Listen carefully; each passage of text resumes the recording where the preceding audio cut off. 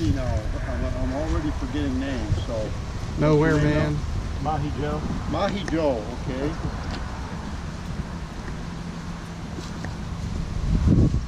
Nowhere Man. Was that? Stay right. Stay right. I'm really bad with names, folks. I'm sorry. I apologize, but I'm really bad with names. It's Seacock. Peacock, that's right. Nowhere Man. What's that? Nowhere Man. That's right, Nowhere Man. See, it comes back to me, but I'll tell you, it ruined my career in business sometime. It's really bad when you meet somebody for about the 10th time and you can't remember the name. Oh, hi, doesn't go over well. Water Scout. Water Scout. Oh, you're Water Scout. Ah, yes, that's me. Yes, he's with me, and I'm sorry. We apologize now. And by the way, I just want to point out, Water Scout is at the very top of the list in the Derby. How many points do you have now? I've slacked off this week because you're kind of off the chart. 800. Although it's an honor to have Iron Bob chasing you there, because that man's so tough. that man's a machine. They are so tough. Mostly kettlebell points. Kettlebell is what it is, but I did something to my arm, so the last couple of days I haven't been doing them. But throwing a 35-pound kettlebell is a little bit much. Hey, I got you beat. I'm doing 40. Good on you. And I've now completed 5,000 swings in the second week. 5,000. So anyway, enough bragging. All right, we're going to get started now. First, I want to welcome you all here, and I want to welcome you all to Water Tribe. You're going to find the best group of, I call it kindred spirits for a reason. It really is a group of kindred spirits for a reason. Now, there can be all kinds of political views, there can be all kinds of personal views, there can be all kinds of stuff, but you still have one thing in common. You love being out on the water in whatever boat you're in. And it's just a remarkable group of people. Every year I am totally impressed by the people that we get coming into Water Tribe. So thank you for being here. A little bit about my background, I have to fess up. First of all, I am not a BCU instructor, and I'm not an ACA instructor, and I'm not a sailing instructor either. I have no kayak or canoe, and I should add sailing. I have no sailing certifications of any kind. So, but I have been small craft boating since I was 10, maybe even prior to that. I used to build rafts and go out on the lakes and rivers near my house. When I was 10 years old, I'd be out there all by myself in a raft that I built myself and doing all kinds of stuff. And it was a lot of fun. And then I got into canoeing, I got into kayaking, you know, ever since. I've had, let's see, the largest sailboat I've had, 26-foot sailboat. I've had this, I've had a 16-foot sailboat. I've had probably a dozen kayaks. And I built 5 kayaks, wooden. And I've had a kayak like that and a kayak sport. So I've had a lot of canoeing experience in kayaking experience, but I'm not certified with anything. I have had, I guess sea kayaking I've been doing since about 1980, and that's when we moved from Minnesota to here. In 79 or so. I have had some BCU 3-star training from some great people. Greg Stammer taught me Greenland style paddling. Nigel Foster taught me kayak surfing.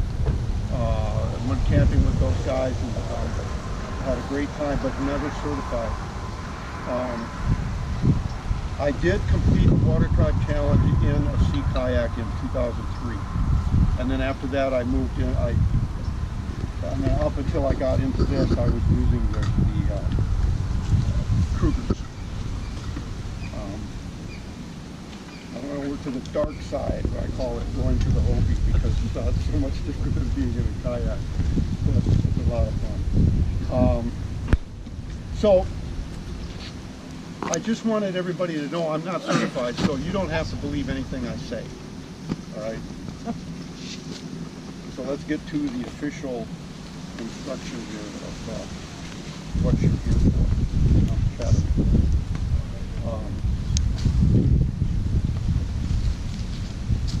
First, I want to talk about the most important piece of gear. When the stuff hits the fan, you need your life jacket.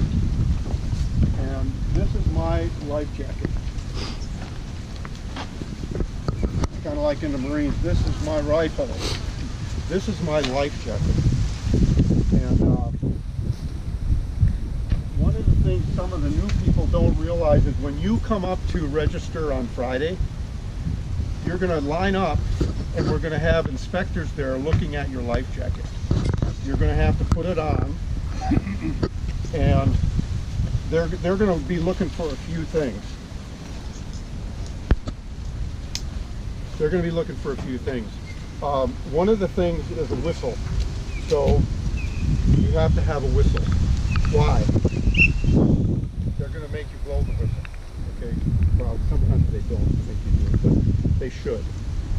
This is a Coast Guard requirement, believe it or not. So you have to have a whistle. Notice too that it is attached on a lanyard. So when I pull it out, 9 times out of 10 I'll drop it if I'm really needed because I'll be shaking or whatever. So you want it on a lanyard, okay? In addition, this is not totally required, but it's a good idea. I have a small little compass like this in here. Why is that? Why would I carry a little compass like this? What good is it? You get disoriented as you lose your You're senses. in the water. Chances are the waves are this high.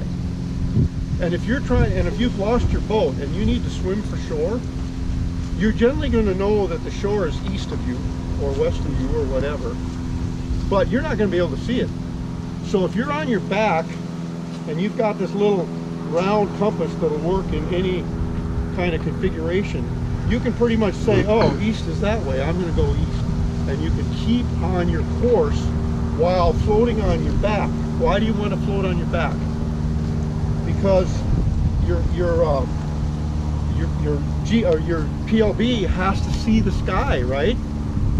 So you need to float on your back and you're paddling to shore, and every now and then you can glance at this and you can say, okay, how do the waves set up? Okay, and now you can use the waves to guide you, and then every few minutes you can pick this up again and look.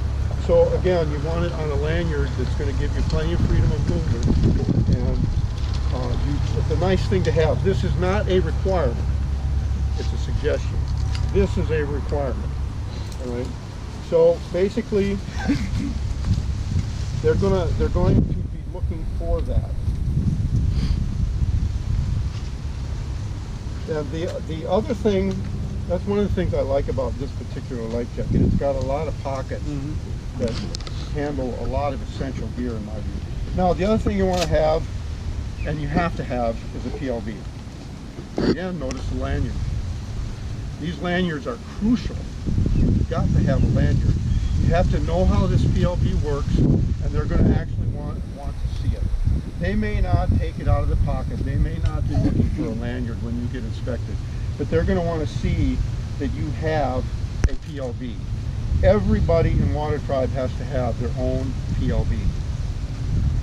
The spot, which we're going to talk about later, only 1 per boat is required. You are allowed to have 2 per boat, but 1 is required. Now, the other thing you have to have, must have, is a safety knife.